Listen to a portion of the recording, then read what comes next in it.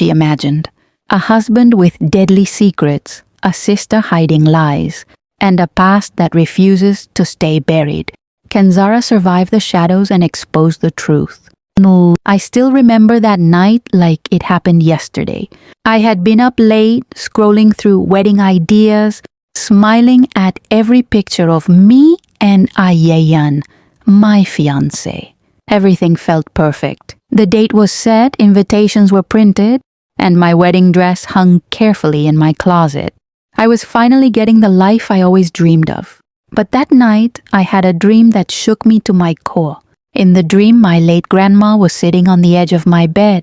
She looked exactly like I remembered. Her warm eyes, her white scarf, her soft smile. But this time, her face wasn't peaceful. She looked worried. She held my hand tightly and whispered, "Cancel your wedding, my child." Before I could ask anything, I woke up. My heart was racing, sweat on my forehead. For a moment, I just sat there in the dark, trying to calm myself. It was just a dream, I told myself. But her voice, it felt so real, so close. The next morning, I tried to shake it off. I told myself it was just wedding stress. But deep inside, I couldn't ignore the feeling that something wasn't right. Every time I thought of Ayan, I remembered Grandma's face, her eyes filled with worry. Later that day, while having coffee with my best friend Sana, I told her about the dream. She laughed and said, "Girl, your grandma just doesn't want to share you with someone else." I smiled, but the truth was, it didn't feel like a joke. That night, I couldn't sleep. I kept hearing her words, "Cancel your wedding." I didn't know it then, but that dream wasn't just a dream. It was a warning. The morning after that dream, I tried to shake off the strange feeling in my chest. I told myself it was just nerves. Every bride feels anxious before her wedding, right? But from that day on, little things about Ayan started to feel different.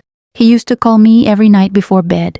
We'd talk about random things, food, movies, how our wedding would be the best day of our lives. But lately, he had been too busy. Meetings, errands, tiredness, excuses that started sounding repetitive. One evening, I called him after work. It rang 3 times before he picked up. His voice was low, rushed. "Hey, I'm in the middle of something. Can I call you later?" Before I could answer, he hung up. Something inside me twisted. Maybe I was overthinking, but my heart didn't feel calm anymore. A few days later, my mother-in-law-to-be called me over to her house. She said she wanted to discuss wedding decorations and family rituals. I agreed. After all, she always seemed kind and caring. When I reached her place, she welcomed me with her usual smile, but I noticed her hands were trembling a little as she poured tea. "You must be so excited," she said. "A big day for both families." I smiled politely, but her eyes looked sad. As she went to bring some snacks, my phone buzzed. It was a message from an unknown number. I opened it, expecting spam, but froze when I read it. "You don't know who he really is. Don't marry him." My heart started racing. I looked around. The message had no name, no picture. Just those 8 words. I stared at the phone for a long minute, not knowing what to think. Who would send me something like this, and why? When she returned with the snacks, I tried to act normal, but my hands were shaking. I kept hearing Grandma's voice in my head. "Cancel your wedding, my child." That night, I didn't tell anyone about the message, not even Sana. But deep inside, I knew something was coming, something I wasn't ready for. The next morning, I couldn't stop thinking about that message. "You don't know who he really is." The words kept replaying in my head like a broken record. I didn't tell Ayan about it. Something in me said to stay quiet and observe. That whole day, I watched him more carefully. The way he spoke, the way he avoided eye contact when I asked about his day. It all started to feel off. That evening, I decided to surprise him. I called and told him I was nearby and wanted to drop off a small gift. He hesitated. Actually, I'm not home right now," he said. But I could hear background noise, familiar noises, like his TV and his dog barking. I didn't say anything. I just smiled and replied, "Okay, no problem. Talk later." When I hung up, I felt my stomach twist. He was lying, and I didn't even know why. That night, I told Sana everything. She frowned. "You sure he's not hiding something? Maybe you should check his social media." I laughed nervously, but later that night, curiosity won. I opened his Instagram. Nothing strange there. Same smiling pictures, same comments, but when I clicked on the list of people he followed, something caught my eye. He was following a private account with the name I Mrs. Ian Official. I blinked twice. Mrs. Ayan? My heart skipped. I opened the profile. Only one post visible. A blurry photo of hands wearing wedding rings. Caption, "Forever bound, no matter what." My chest tightened.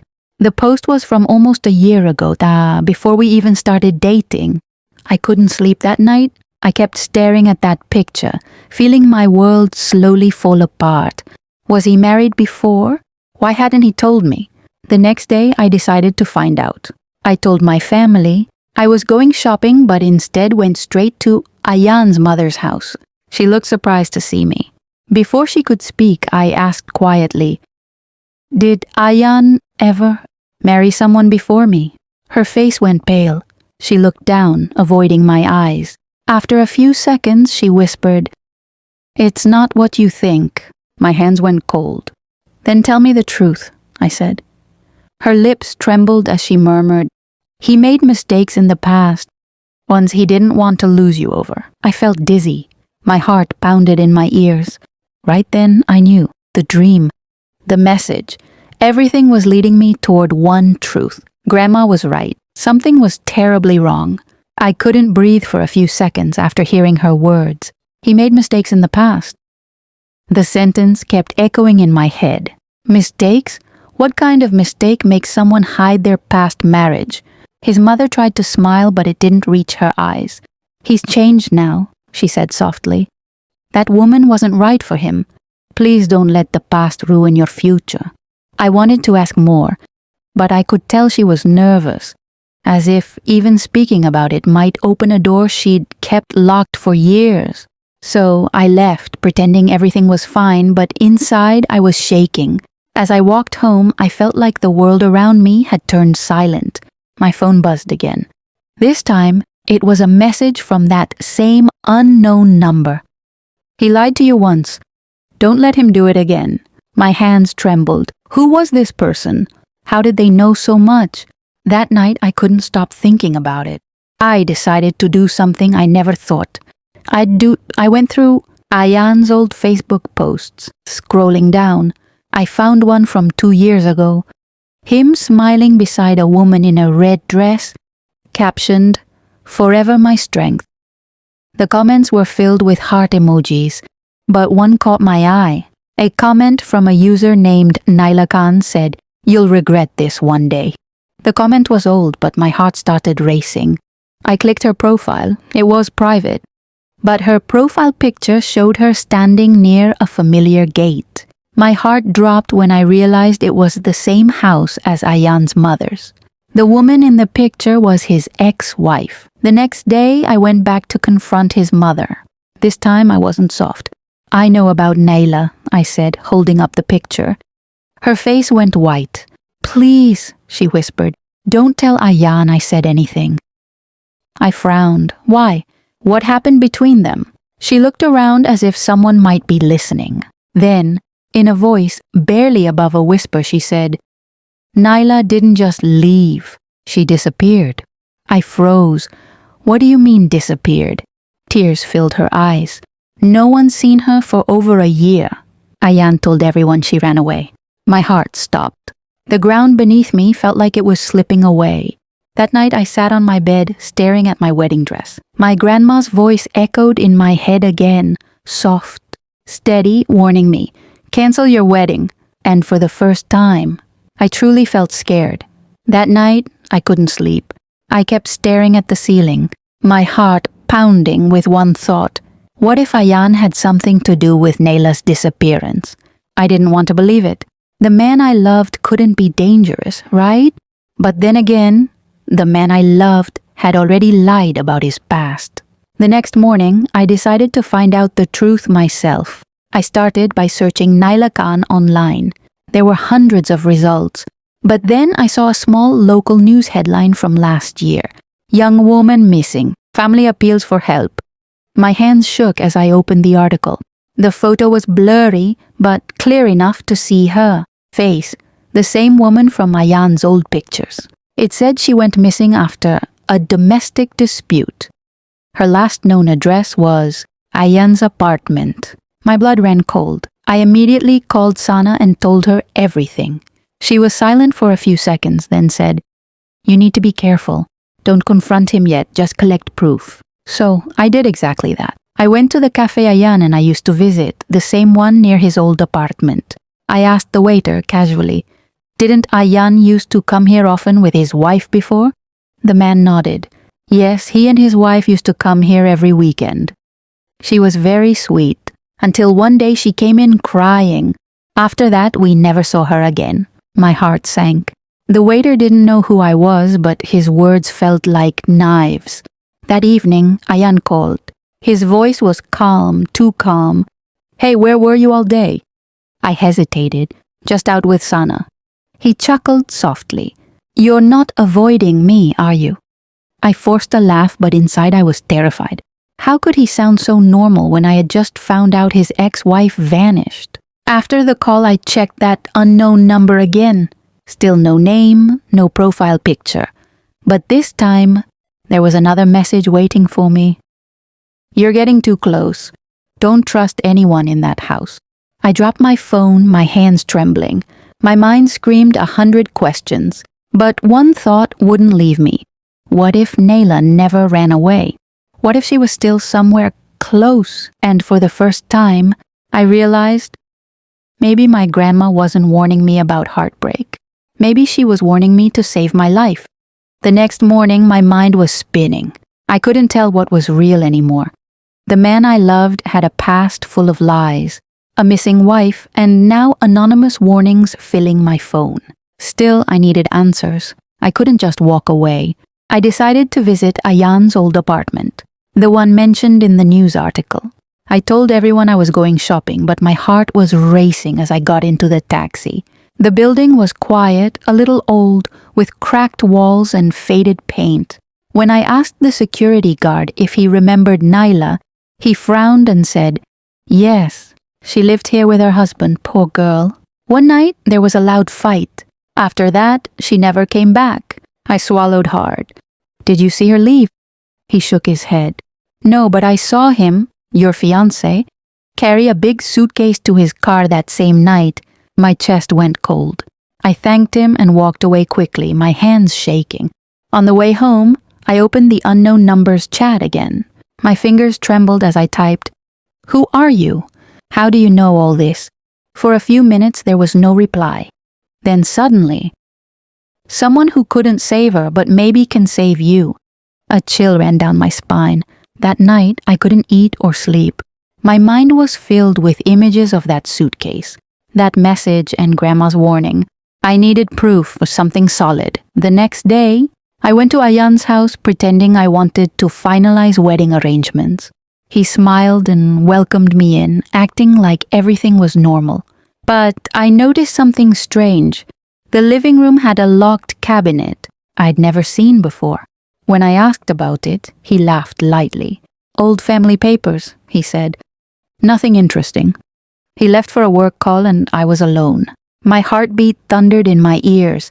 I walked toward that cabinet and tried the handle, locked as expected. But when I knelt down, I noticed something. A faint reddish mark on the edge of the bottom drawer, like dried blood. I covered my mouth, my hands trembling. Just then I heard footsteps. I jumped back as Ayan entered, smiling. "Everything okay?" he asked, his eyes sharp. I forced a smile. "Yes, just looking at the decorations." He stared at me for a second, too long, then smiled again. "You shouldn't go snooping around, love. Some things are better left untouched." My stomach turned. That was the first time. His smile truly scared me. That night, I couldn't get Ayan's words out of my head. Some things are better left untouched. The way he said it, calm yet threatening. It wasn't the voice of a loving fiancé. It was the voice of a man hiding something dark. I called Sana the next morning. My voice was shaking as I told her everything. The apartment, the suitcase, the cabinet, even the blood stain. For a moment, she was silent. Then she said, "You can't go back there alone. We'll go together." The next day, we made a plan. Ayan was working late and his mother was out visiting relatives. Sana would distract the guard outside, and I'd get inside using the spare key Ayan had given me. My heart was racing the entire time. When I entered the house, everything was quiet. The air felt heavy, like the walls were holding secrets. I walked straight to the cabinet. My hands were trembling so much that I could barely hold the small tool. Sana had brought a thin wire to pick the lock. After a few tries, I heard a soft click. The drawer slid open slowly, creaking.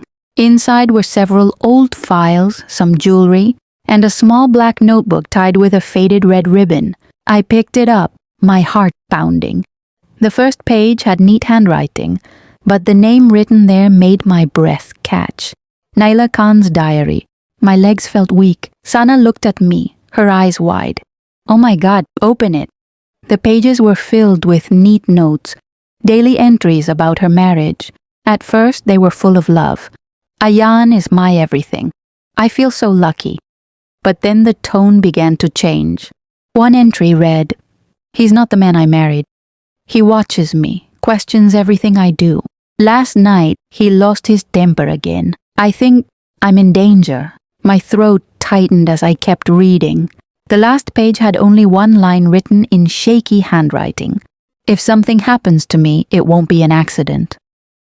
I froze. Sana grabbed my hand. "We have to go, now." Before we could move, I heard a noise from outside. The front door creaked open. We looked at each other in horror. Footsteps echoed in the hallway. Sana whispered, "He's back." I quickly shoved the diary into my bag, closed the drawer, and tried to stay calm. Jan's voice called out, "Is someone here?" My heart was pounding so loudly I thought he'd hear it. I didn't know it then, but that diary was the key to everything, and by taking it, I had just put myself in serious danger. That night, after escaping Ayan's house, I couldn't stop shaking. Sana and I didn't even speak on the way home. We were too scared someone might be following us. When I finally locked my bedroom door, I sat on my bed and pulled out the diary. The black cover felt heavy, almost alive with secrets. I took a deep breath and opened it again. The first few pages were harmless, sweet moments, dates, dreams. But as I turned each page, the tone grew darker. "He doesn't like when I talk to my friends. He checks my phone, my messages, even my clothes. He says I belong to him. Only him." Every line felt like a punch to my chest. I could almost feel Naila's fear in her handwriting, the slow decline of a woman trapped in her own home. Then I reached a page dated just 3 days before she disappeared. "I found something today, something that proves everything. I'll hide it before he gets home. If he finds out, I don't know what he'll do." I stopped reading. My hands were trembling so badly that the diary nearly fell. What had she found? Where did she hide it? I called Sana right away. "There's something she hid," I whispered. "Something important." Sana was silent for a moment. If she hid it, it's probably still in that house. The thought sent chills down my spine. I didn't want to go back there, not after how close we were to being caught. But I knew she was right. The next morning, Ayan called. "You sound distant lately," he said, his tone calm but sharp. "Is everything okay between us?" I forced a smile he couldn't see. "Of course, just wedding stress." He laughed softly. "Good, because I don't like secrets, you know that, right?" The way he said it made my blood run cold. After the call, I couldn't breathe properly. Every word he spoke felt like a threat. I opened the diary again, looking at the last page, the one where Naila's handwriting had turned desperate. There was one faint line written at the bottom in almost invisible pencil. "Check the red box under the floor." My heart skipped. Red box? Under the floor? It hit me. The living room had an old rug. I remembered tripping on it once. The wood underneath felt uneven. Maybe that's where she hid it. My pulse quickened. I didn't know what I was about to uncover, but I knew it would change everything. And maybe, finally, explain what really happened to Naila. For 2 nights I couldn't sleep. Naila's last words haunted me. "Check the red box under the floor." That one sentence played in my head over and over until I finally decided I had to find it. Sana tried to stop me. "Are you crazy? What if he's home?" I looked at her with trembling hands. "If we don't find that box, I'll never know what happened to her, or what I'm marrying into." So we planned carefully. We waited until Friday night, when Ayan always went to the gym and his mother attended a weekly prayer gathering. We parked our car 2 streets away and walked to the house quietly. Every step toward the door felt heavier than the last. My hands were shaking as I used the spare key again. When we entered, everything was still. Too still. The living room looked the same as before, but now I noticed the rug in the center. I kneeled down and touched the floor beneath it. It felt uneven, just like I remembered. Sana whispered, "Are you sure about this?" I nodded. "If she hid something here, we have to see it." We rolled the rug aside. Beneath it was a wooden plank that looked slightly looser than the others. I grabbed a small knife from the kitchen and slid it under the edge. With a faint creak, the plank lifted. There it was, a small red metal box covered in dust. My heart stopped for a second. I reached out and carefully pulled it out. The box was locked but weak with age. A few hits with the knife and it snapped open. Inside, there were photographs, a USB drive, and a few folded papers. The photos made my stomach twist.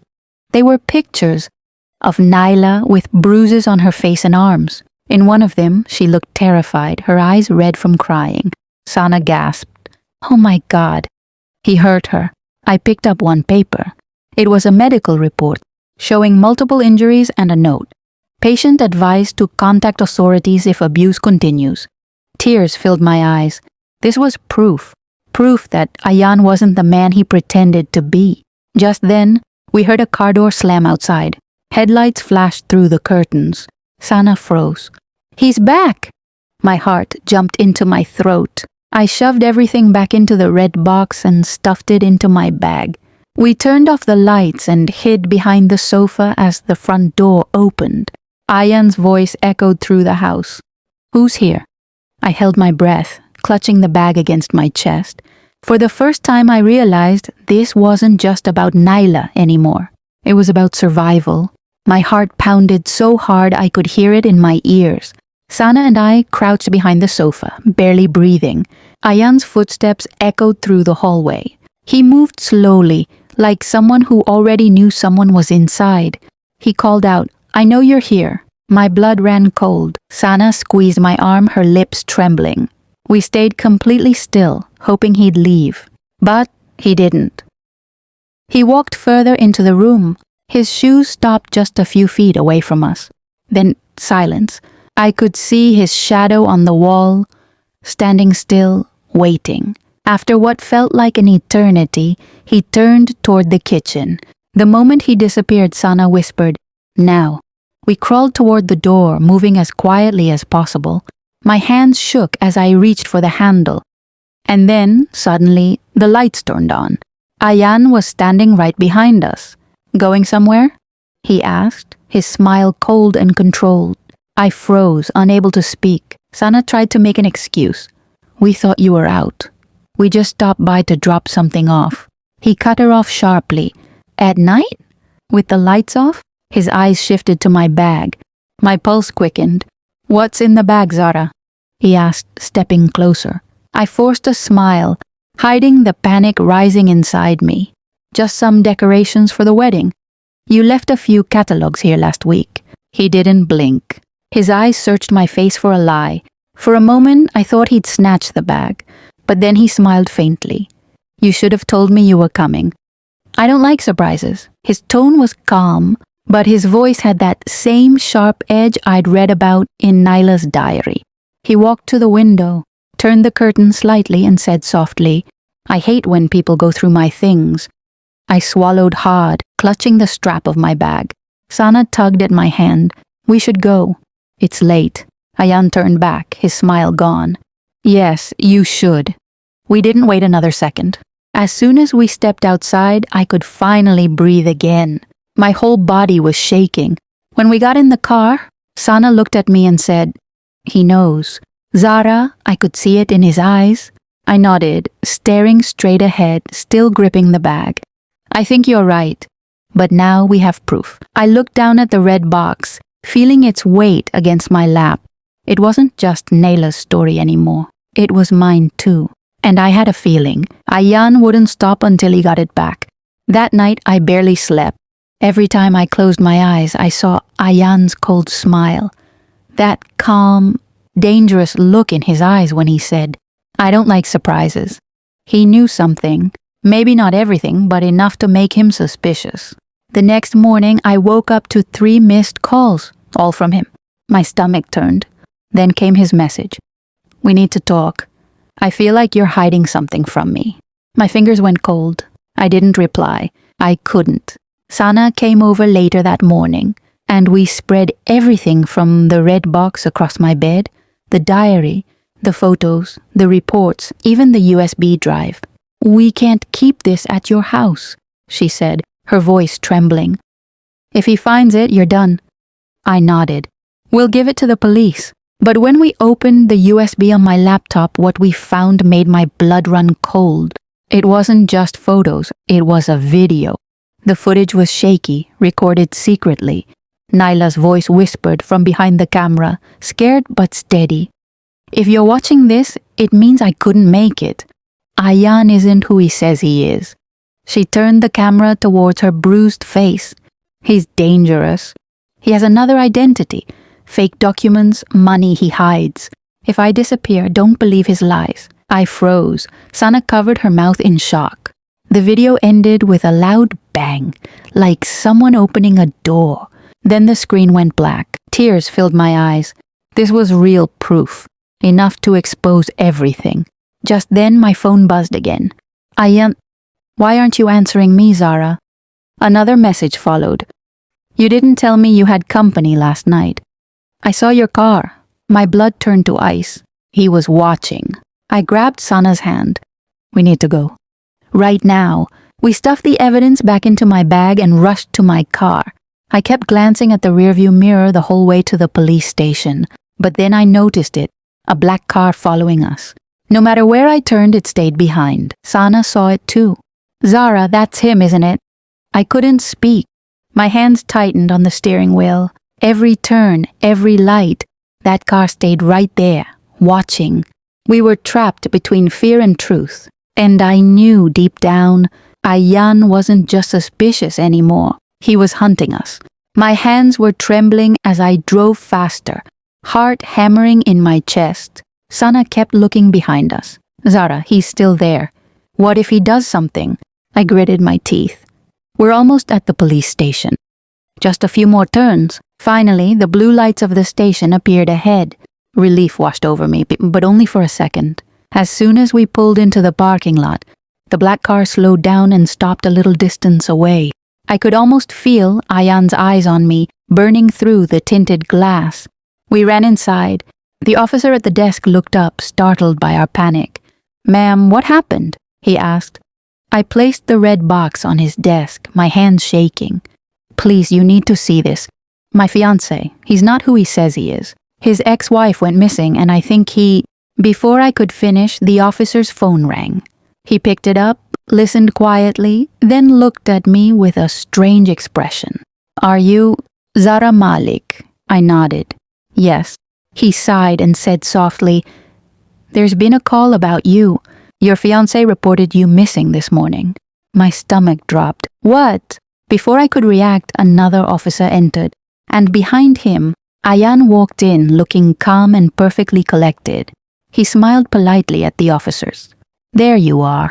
I was so worried. I took a step back, shaking my head. "No, he's lying. He's following me. Please, check that box and it has proof." Ayan's voice was soft, almost gentle. "She's been under a lot of stress lately. We were planning our wedding and she's emotionally unstable." My heart stopped. The way he spoke, confident, convincing, like he'd practiced every word. The officer frowned, confused. "Sir, what's in this box?" Ayan chuckled lightly. "Old memories. My late wife's things. I told her not to touch them. They upset her." I screamed, "That's not true. Open it, please." But when the officer finally opened the box, it was empty. My mind went blank. I stared at it in horror. The diary, the photos, the USB, all gone. I turned to Ayan, and that's when I saw it. The faint smirk at the corner of his lips. He whispered so only I could hear. "You should have listened when your grandma warned you." Tears blurred my vision. I didn't know how, but he had outsmarted me again. And standing there in that police station, surrounded by people who didn't believe me, I realized something terrifying. This wasn't a coincidence. It was a trap. One he had planned all along. I couldn't breathe. My whole body felt numb as the officer stared at the empty red box. "It's just an empty container, Mom," he said, looking at me with pity. "Maybe you should go home and rest." I shook my head desperately. No, there were things inside. Proof. He must have... Ayan gently placed a hand on my shoulder. "Zara, enough. You're scaring everyone." I jerked away from him, my voice trembling. "Don't touch me." But the officers just exchanged awkward glances. To them, I looked hysterical. To them, he looked calm, caring, believable. Sana tried to step in. "Officer, please, she's telling the truth." There was a video. Ayan turned to her sharply, his tone polite but cold. "You should stay out of this, Sana. You don't know what's really going on." Before we could say anything more, the officer said, "Sir, why don't you take her home? If there's anything serious, we'll call you both in for questioning." That was it. They handed me back the box, empty. Outside, the night air felt heavier than ever. Ayan led me toward the car, his grip firm on my wrist. "You embarrassed me," he said quietly, his voice full of quiet fury. "In front of the police." I whispered, "What did you do with it?" "Where's the proof?" He smiled faintly. "Proof? You mean your imagination?" He opened the car door for me like a gentleman, but his eyes told a different story. The kind of calm that hides danger. Before I could sit, a voice from behind us said, "Excuse me, miss." We both turned. A man in a gray hoodie was standing by the curb. I didn't recognize him, but there was something urgent in his eyes. He said quickly, "You dropped something at the station." He handed me a small folded note, then turned and walked away before Ayan could say anything. Ayan frowned. "Who was that?" I forced a small smile. "Probably a random guy. Let's just go." He stared at me for a long second, then shrugged and started the car. My heart pounded as I secretly opened the note under my hand. It said, "I know what happened to Naila. Don't trust anyone. Meet me tomorrow, 6 p.m. Old Railway Station." My breath caught. My fingers tightened around the paper. Someone else knew. Someone who might have the truth Ayan had buried. But as the car moved through the dark streets, I saw something in the side mirror. That same man on a bike, following us from a distance. For the first time in days, a spark of hope flickered inside me. Maybe I wasn't alone anymore. The next day felt like the longest of my life. Ayan acted as if nothing had happened, making breakfast, smiling, even asking, "Feeling better now?"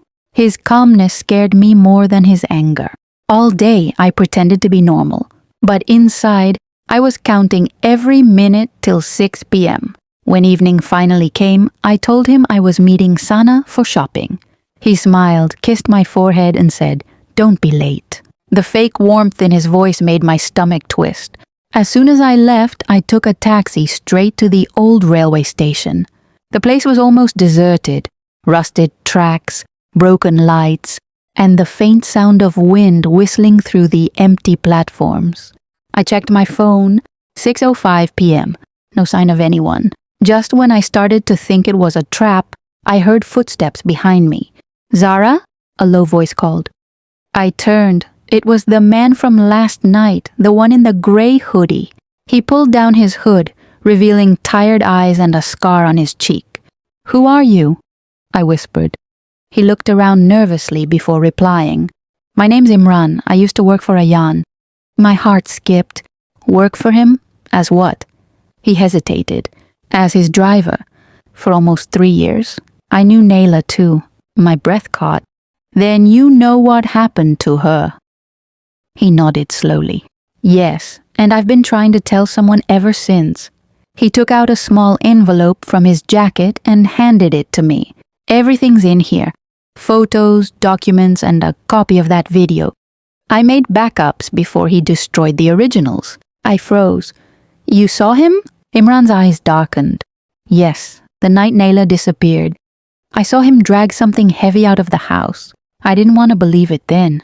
But the next morning, she was gone, and he paid me to keep quiet. A chill ran through my entire body. Why come now? I asked. He looked away, his voice breaking. Because my conscience won't let me sleep anymore. He's not just dangerous, Zara. He's done this before. Before I could ask more, we heard a car screech nearby. Imran's face went pale. He's here. Go, take this and run. I grabbed the envelope, my heart racing. What about you? He shook his head. Go! I turned and ran through the dark platform, clutching the evidence tight. Behind me, I heard shouts, then a loud crash. I didn't look back. I couldn't. But deep down, I knew. Ayan had found us, and this time, he wouldn't let me go easily. I ran blindly through the empty streets, my lungs burning, clutching the envelope like it was my lifeline. Every shadow looked like Ayan. Every passing car made my heart jump. I ducked into a small cafe, trembling, and pulled out my phone. Dialing the police felt like the only way out. My fingers shook as I described my situation to the operator. They promised to send someone immediately, but the fear in my chest didn't ease. I glanced around nervously. That's when my phone buzzed. A message from an unknown number. Stop, drop everything. Don't go to the police, or she'll pay. My blood ran cold. I knew the handwriting of the threat. It was Ayan. My grip on the envelope tightened. I decided I couldn't wait. I needed to hide somewhere safe until help arrived. I flagged down a taxi, whispering the address of a friend's apartment. But as the car drove through the empty streets, my phone buzzed again. Another message, this time with a photo attached. It was me, sitting in the cafe looking terrified with the envelope in my hands. And behind me, Ayan. I froze. The driver glanced at me in the rearview mirror. Is everything all right, miss? I swallowed hard. Yes, just hurry. We reached my friend's apartment. I ran inside and slammed the door. Heart pounding, I checked the envelope. Everything was still there. Photos, documents, videos. Then I noticed my phone buzzing again. It was a call from someone I trusted. Someone I thought was my ally in this mess. It was Sana. I picked up shakily. Sana, what's wrong? Her voice was calm. Too calm. Zara, I think you should hand over the evidence. It's safer that way. My chest tightened. Safer? For who? There was a pause, then a whisper. For him. You don't know the full story. Trust me. Don't fight this. My mind spun. Sana, my friend, could she really be working with Ayan? Before I could respond, I heard a knock at the door. Slow, deliberate. I clutched the envelope to my chest. My instinct screamed to run, but I was trapped. And in that moment, one terrifying thought struck me. The betrayal wasn't just around the corner. It was already inside. I realized with a jolt that not everyone I trusted would fight for me. Some were already on his side. And now, I had no choice but to think faster, move faster, and survive, or lose everything. I pressed my back against the door, heart hammering so loudly I was sure anyone outside could hear it. The envelope felt heavier than ever in my hands. Photos, documents, videos. The proof of Ayan's crimes were all there, yet I felt more vulnerable than ever. The knock came again, slower this time, deliberate, mocking almost. My fingers trembled as I fumbled for a chair to block the door. My mind raced. Every option felt dangerous. Then my phone buzzed. Another message from an unknown number. Stop running, Zara. You can't hide. He knows where you are. It was Ayan. He didn't just want the evidence back. He wanted me terrified. I needed a plan. I couldn't trust Sana. Not anymore. And calling the police? The operator had said help was on the way. But what if they arrived too late? Suddenly, I remembered Imran.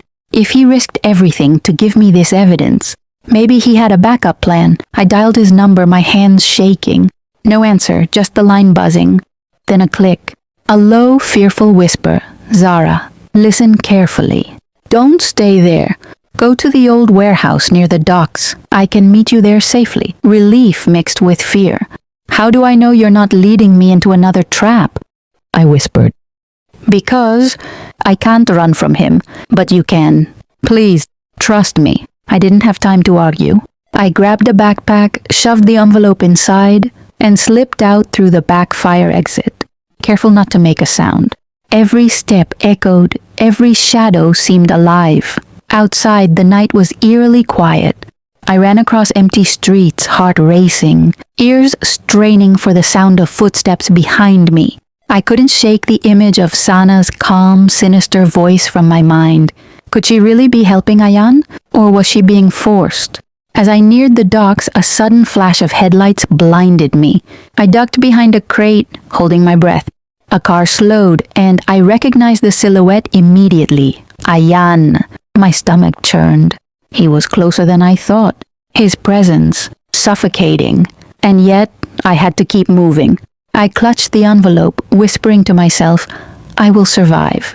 I have to. But deep down, I knew this was only the beginning. One wrong move, and everything.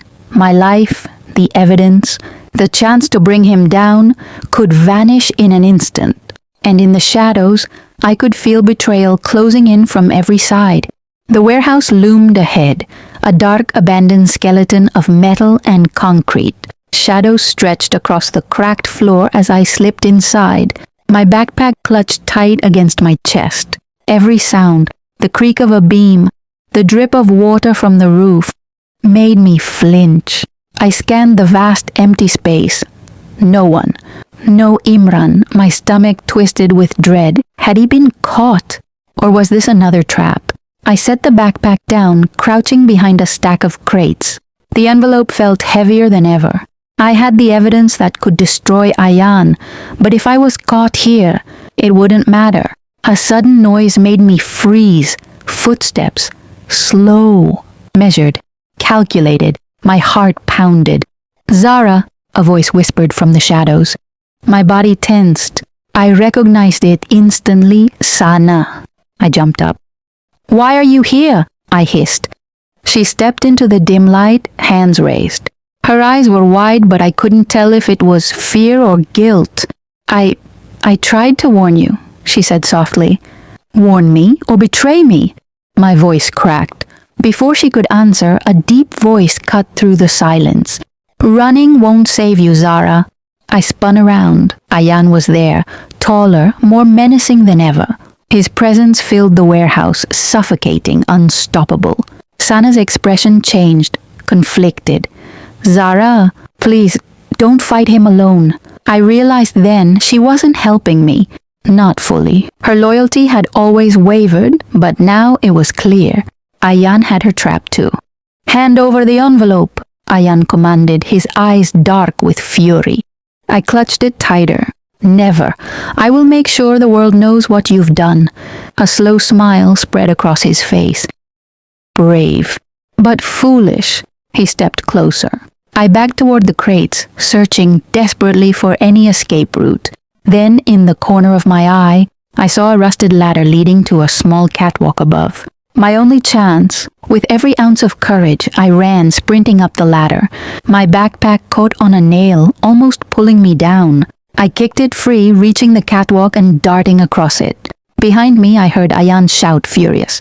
Don't think you can hide from me. My heart raced. I didn't look back. Not yet. I had to survive. I had to get the evidence to the police. But one terrifying thought struck me. Even if I escaped tonight, Ayan's shadow would follow me forever. And somewhere deep inside, I knew this battle was far from over. I ran along the catwalk, the metal groaning beneath my weight. My breath came in short, sharp gasps. The warehouse was massive, but every shadow seemed to stretch toward me, threatening to pull me back into Ayan's grip. Below, I could hear his furious shouts echoing off the walls. "Zara, stop running! You can't escape me." My fingers were raw from clutching the backpack, my mind racing. I had to reach the back exit, the only route that could lead me outside, where I might finally contact the police. I leapt down from the catwalk onto a stack of crates. Cane shot through my leg, but I didn't stop. Every step mattered. Every second counted. Finally, I burst through a side door into the cold night air. Relief flooded me briefly. The streets were empty, but I knew it was only temporary. Ayan's reach was far, and he wouldn't let me slip away easily. I ducked into a narrow alley and fumbled with my phone, hands shaking violently. I called the police again, explaining my location and situation. The operator promised immediate backup, but the words felt hollow. How could they possibly reach me before he did? Then my phone buzzed with another message, this time from an unknown number. "You're making a mistake. Don't trust anyone, not even her." My stomach turned. I knew exactly who her meant. Sana.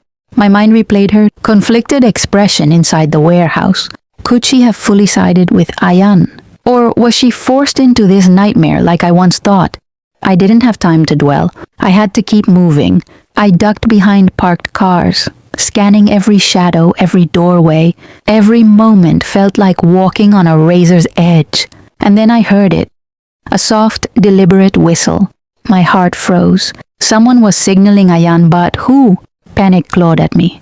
Betrayal wasn't just an idea anymore. It was real, tangible, surrounding me like a cage.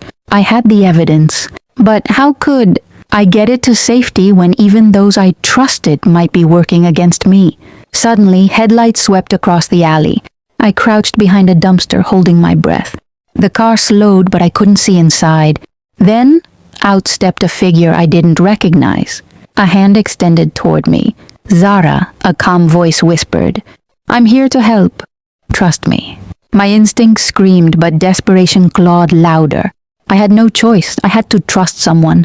I grabbed the hand and let myself be pulled into the shadows. As we ran, I clutched the backpack tighter. Somewhere deep inside, a small spark of hope flared. The evidence might survive, and maybe, just maybe, so could I. But one truth remained chilling. The betrayal was far from over, and Ayan was closer than ever. The figure guided me through narrow alleyways and abandoned streets. I didn't dare ask questions. My only focus was the backpack and the envelope inside it. Evidence that could destroy Ayan, yet potentially cost me my life. Finally, we reached a small, dimly lit building. The person whispered, "Stay here. I'll contact someone who can help you get this to the authorities safely." I nodded, too exhausted and tense to speak. My hands shook violently as I checked the envelope once again. Every photo, every document, all of it intact. But the dread in my chest wouldn't ease. Hours seemed to pass as I waited. My phone buzzed. A call from the police. Relief washed over me. Yes, I have the evidence. "Please, send someone immediately," I said, my voice trembling. Then I heard it. A faint noise outside, a door creaking. My heart skipped. I wasn't alone. The figure who had guided me in appeared at the doorway. But something was off.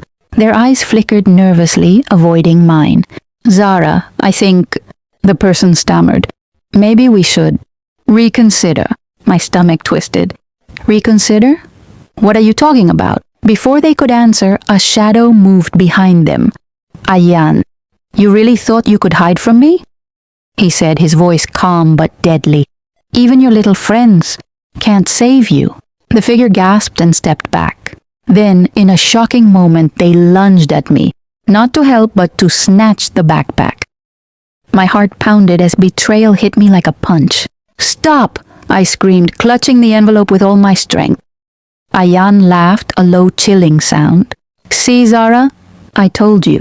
Trust no one, not even those pretending to be your allies." Adrenaline surged. I swung the backpack toward the betrayer, knocking them off balance. I ran for the exit, but Ayan's hand shot out, grazing my shoulder. Pain shot through me, but I didn't stop. Outside, the cold night air hit me like a wall. I stumbled down the street, refusing to look back. Behind me, chaos erupted. Shouts, crashing sounds, a struggle I couldn't afford to witness. Finally, I found a phone booth and called the police again, breathless. I'm outside. Hurry, please. He's here and he's dangerous. As I waited, clutching the envelope, I realized something terrifying. The web of betrayal was bigger than I imagined. Ayan had allies everywhere, and the people I trusted most could be his pawns. But deep inside, a spark of defiance flared. He might control the shadows around me, but I had something stronger, the truth.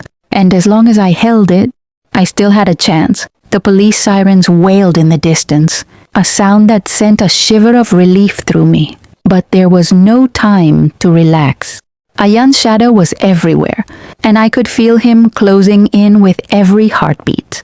I clutched the envelope tighter, stepping into the small, dimly lit alley where I had arranged to meet the officers. My legs ached, my lungs burned, but determination pushed me forward. Tonight, the truth had to reach the right hands, no matter what. Then I saw movement at the alley's entrance, a figure stepping out of the shadows. My heart stopped. It was one of Ayan's men, silent, deadly, blocking my path. Before I could react, the police arrived, shouting commands. Drop it, step back.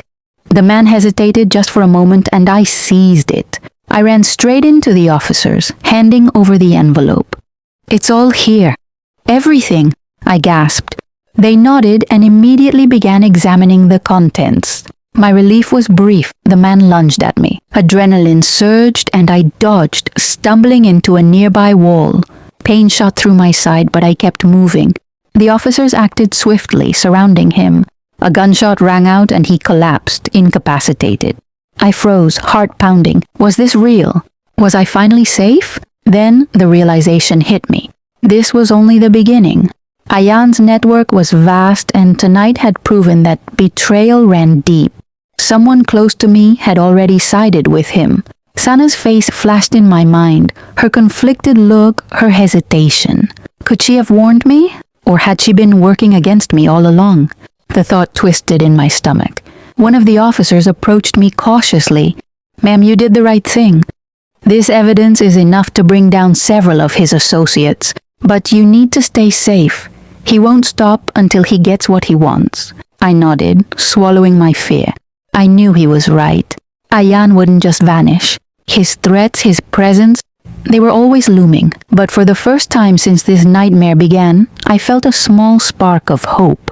The evidence was out of his hands. The truth was on its way to the right people. I glanced around the dark streets, aware that shadows still moved, watching, waiting. But I also knew something stronger was within me now. Courage, determination, and a refusal to be broken. Ayan might be out there lurking in the shadows, but I had survived. And as long as I held the truth close, I could fight him piece by piece until justice was finally mine. The battle wasn't over, not yet. But for the first time, I believed I could win. The police had taken the envelope, but I couldn't shake the feeling of being watched. Every shadow seemed to whisper, every passing car a potential threat. Ayan's network was far from dismantled, and I knew he had eyes everywhere. I returned to my apartment exhausted but restless. My mind raced through every detail, Imran's warnings, Sana's conflicted expression, the mysterious figure who had led me to the police. One thing was clear, I couldn't trust anyone fully, not even those claiming to help. Then my phone buzzed. A new message from an unknown number. You're brave, but foolish. The truth is heavier than you think. Not everyone will survive it. My stomach churned. It had to be Ayan, but how did he know where I was? I was supposed to be safe. A sudden knock at the door jolted me. My heart raced. I crept toward it, hand shaking over the doorknob. Zara, it's me. Please open the door, came a familiar voice. I froze. Sana. I didn't know whether to trust her or flee. Slowly, I cracked the door open, keeping the chain locked. I'm scared too, she whispered. But I know something you don't. Ayan has a hidden operation. It's bigger than you think. Some of his closest allies. They're still in the police. They've been covering his tracks for years.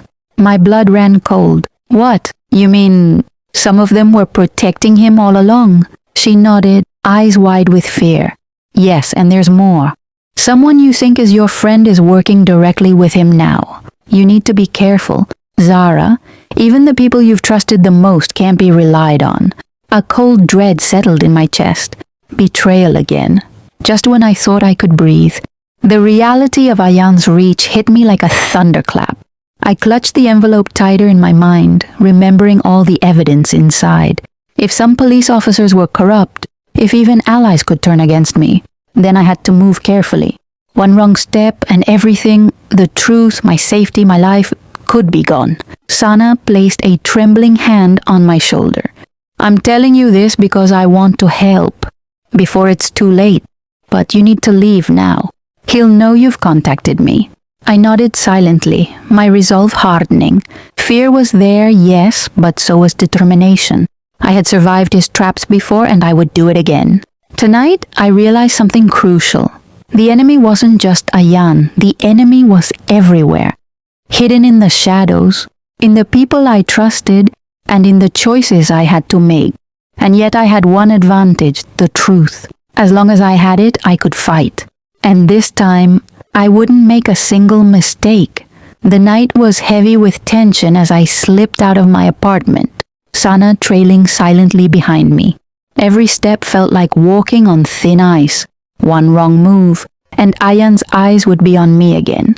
We reached a quiet cafe far from the city lights where I could make my plan. I pulled out the envelope, spreading the photos and documents across the table. Each piece of evidence was a puzzle, a key to dismantling Ayan's network. Sana leaned closer, whispering, "If you want to survive, Zara, you have to think like him. Predict his moves before he can act." I nodded, my mind racing. The first step was to identify the corrupt officers, the ones who were silently covering Ayan's tracks. If I could trap them into exposing themselves, I could create a chain reaction that would reach the highest levels of the police. We agreed to split tasks.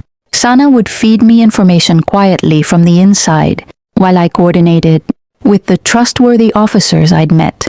During my narrow escapes, every message, every meeting, every phone call had to be secret. One slip, and Ayan would know.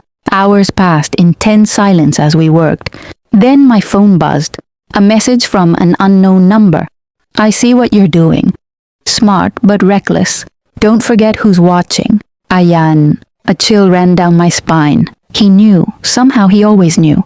But now it didn't paralyze me. It fueled me. He thought he could intimidate me. But I had survived too many of his games to be scared now. Suddenly Sana's eyes widened. "Zara, it's him. He's sending someone. They're coming here." I grabbed the envelope and shoved it into my backpack. "We move now." We slipped out through the back, hearts pounding, every shadow a potential threat. As we turned the corner, a figure stepped into our path, not one of Ayan's men, but someone I hadn't expected. "Imran, I knew you'd need me," he said, a tense urgency in his voice. "I've gathered extra evidence from his files, but you need to trust no one else, not even those you think are allies." I felt my chest tighten. Betrayal had been a constant companion, but this time I had someone I could rely on. Maybe. With Imran and Sana, I realized that the fight wasn't just about surviving. It was about outsmarting. Ayan at every turn. Every move had to be calculated, every trust questioned. And as the city lights flickered ahead, I felt it. The tide was turning. Ayan's empire of shadows was vast, but even shadows could be exposed.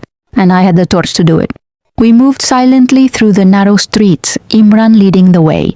The envelope weighed heavy in my backpack. But the burden of knowing the truth weighed heavier. Every step could be our last. Ayan's reach was vast, and one wrong move could end everything.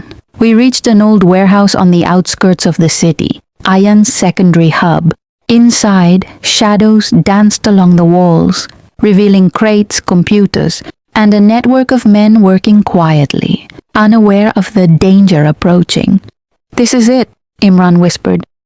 "We expose them tonight." I nodded, adrenaline surging. Using the evidence in the envelope and the extra files Imran had gathered, we set to work. Every computer, every document, every photograph could bring down the corrupt officers and Ayan's allies. Suddenly, footsteps echoed behind us. My heart skipped. Before I could react, a hand grabbed my shoulder. It was Sana. "I'm with you," she said firmly, determination flashing in her eyes. No more hesitation. We split up, planting the evidence across terminals and sending messages to trusted officers outside. It was risky but necessary. Each second counted. Then a cold, chilling voice froze me in place. "Did you really think it would be that easy?" Ayan emerged from the shadows, tall, menacing, a smile twisting his lips. Around him, several of his men, some familiar faces I had once trusted, formed a semicircle. "Zara, clever but reckless," he said, his eyes glinting with malice. "And you brought friends. How touching." I clutched the backpack tightly, heart racing. "It's over, Ayan. The evidence, everything you've done, it's going to the authorities. Your empire ends tonight." He laughed, a low, terrifying sound. "Do you really think I'm alone in this? Some of your so-called allies? They've always been mine." My stomach sank. Betrayal. Again. Some of the officers we were counting on were on his side. Watching, waiting. Imran stepped forward. We knew the risk. But the truth is stronger than fear. Ayan's smile faltered, just slightly. "Brave, but foolish. You have no idea what you've started." Then chaos erupted. Men lunged at us and we fought desperately, swinging, dodging, scrambling through crates. I could hear shouts, crashing equipment, the sound of fear and determination colliding. Amid the chaos, I realized one undeniable truth. Betrayal had been a constant companion, but courage, intelligence, and the truth could turn the tide. Even as the battle raged, a spark of hope ignited within me. We had started the chain reaction. Ayan's empire of shadows was beginning to crumble. But the fight was far from over, and the final betrayal, the one I least expected, was yet to be revealed. The chaos in the warehouse had finally settled, but my heart still raced. Crates were overturned, computers smashed, and the evidence we had planted was now in the hands of the trustworthy. Officers outside. Ayan's men were retreating, but I knew he wouldn't give up so easily. I sank against a wall, trying to catch my breath. Imran and Sana were beside me, equally exhausted, equally tense. For a moment, silence fell, broken only by the distant sirens approaching. Then, my phone buzzed. A message from an unknown number. "Congratulations, Zara, you've done well. But the one you trusted most is the reason this fight is far from over." I froze, my stomach twisted. Betrayal again? Who could it be this time? Before I could process, a familiar voice echoed from the shadows. "Did you really think you could survive without facing the truth?" I turned and my blood ran cold. It was Sana. Her eyes, once full of fear and conflict, now shone with cold determination. "I tried to warn you. I wanted to help," she whispered. "But he made it clear, either he wins or I lose everything." "Everything?" I repeated, disbelief and hurt cutting through me. "Yes," she said, stepping closer. "He promised to protect my family. I had no choice. I had to play both sides until now." Betrayal hit harder than any punch ever could. Sana, my friend, my confidant, had been working with Ayan all along. Every hesitation, every warning, every piece of help was calculated. A trap to keep me alive just enough to serve his plans. I clutched the envelope tightly. feeling the weight of the truth. The fight wasn't just about survival anymore. It was about facing the betrayal that had been hiding in plain sight, the one that cut deeper than fear itself. Sana's expression softened for a fleeting second. "I'm sorry, Zara, I really am. But you need to finish this. For both of us." I stared at her, torn between anger and sorrow. "I trusted you," I whispered. "And I betrayed you," she admitted, voice trembling. "But it's not too late. The evidence is safe. You can still end this." Outside, the sirens grew louder. The police were arriving in force. Ayan's network was crumbling. The moment of reckoning was near. I realized something crucial. Betrayal could sting. It could blind you, but the truth was unstoppable. And now, armed with it, I was ready for the final confrontation. Whatever came next, Ayan, his remaining allies, or even the people I thought I could trust, I would face it. Because this time, I had no choice but to win. The police had surrounded the warehouse. Ayan's remaining men were trapped, his network collapsing around him. But I knew he wouldn't surrender easily. Somewhere in the shadows he was watching, waiting for the perfect moment to strike. I gripped the envelope tightly. Every piece of evidence, every photo, every document was proof. Proof that could finally bring him down. Imran stood beside me, tense but resolute. Even Sana, despite her betrayal, had led me here. Then the voice I feared most cut through the chaos. "Zara, you should have stayed in the shadows where you belong." Ayan emerged, calm and terrifying as ever, his eyes fixed on me. Rage and arrogance mixed in every movement. "Hand over the evidence and maybe I'll let you walk away," he said, voice cold. "I trusted you once," I whispered. "And look where it got me." "Not this time, not ever." He lunged, but I was ready. Years of fear, betrayal, and survival had sharpened every reflex. I dodged, backing toward the police barricade. Officers moved in swiftly, but I stayed just ahead, guiding them toward him. Ayan's smirk faltered as the walls closed in. His network crumbled, his allies arrested, and the weight of the evidence cornering him. He realized too late that manipulation and fear had limits, and truth was unstoppable. Sana stepped forward, conflicted but decisive. "It ends tonight, Ayan. No more lies." He looked at her, then at me, fury and disbelief warring on his face. "You, all of you, think you've won?" But the sirens and flashing lights spoke louder than his words. The police moved in, arresting him and his remaining men. Imran and I watched, heart pounding, as the empire of shadows finally fell apart. I felt a strange mixture of relief and sorrow. Betrayal had cut deep, but survival and truth had guided me through every trap. Sana met my eyes, silently acknowledging her choices, a moment of understanding, forgiveness, and closure. Later, I stood on the rooftop of my apartment, the city lights stretching endlessly before me. The envelope, now safely with the authorities, symbolized not just evidence, but the triumph of courage, resilience, and truth over fear and deceit. I had been betrayed, hunted, and cornered, but I survived. Every lie was exposed, every shadow illuminated, and for the first time in what felt like forever, I could breathe freely. The nightmare was over. Ayan's empire was gone. But more importantly, I had found something no betrayal or danger could ever take away: my strength. The fight had ended, the truth had prevailed, and I had survived.